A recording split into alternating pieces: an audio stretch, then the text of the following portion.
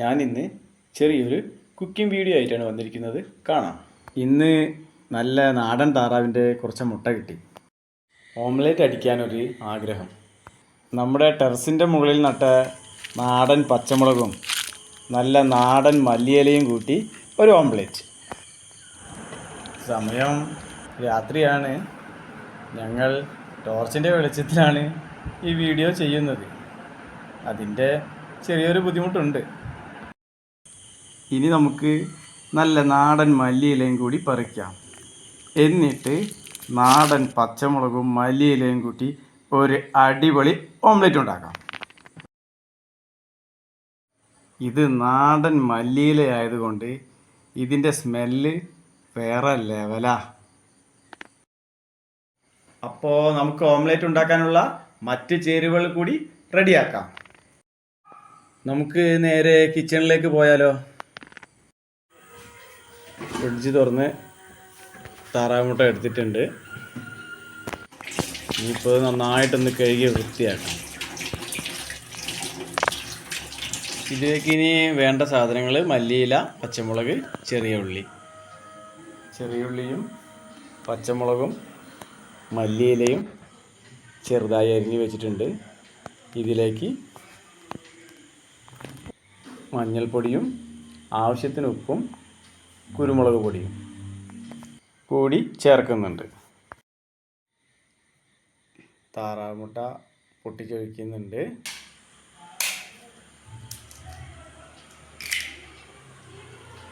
ഇതിലേക്ക് നമ്മൾ നേരത്തെ എടുത്ത് വെച്ച എല്ലാ ചേരുവകളും കൂട്ടി മിക്സ് ചെയ്യാം.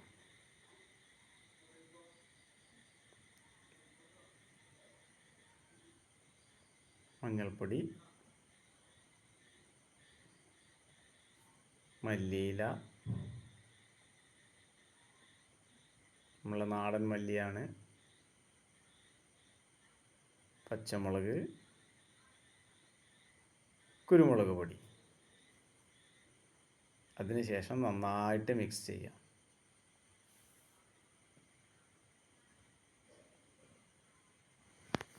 സ്റ്റൗ ഓൺ ചെയ്ത് ചീനച്ചട്ടി അടുപ്പത്ത് വെച്ചിട്ടുണ്ട്. ഇരുമ്പിൻ്റെ ചീനച്ചട്ടിയാണ് പൊതുവെ ഉപയോഗിക്കാറ്.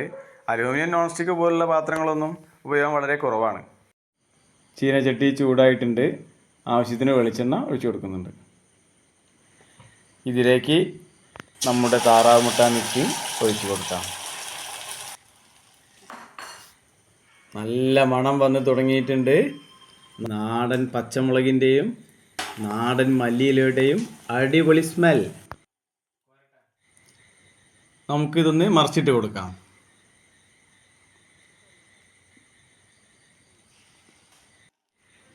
നമ്മുടെ നാടൻ താറാവ് മുട്ട ഓംലെറ്റ് റെഡി ആയിട്ടുണ്ട്. ഇതൊരു പാത്രത്തിലേക്ക് സെർവ് ചെയ്യാം. ഇതൊന്ന് ടേസ്റ്റ് ചെയ്ത് നോക്കാം.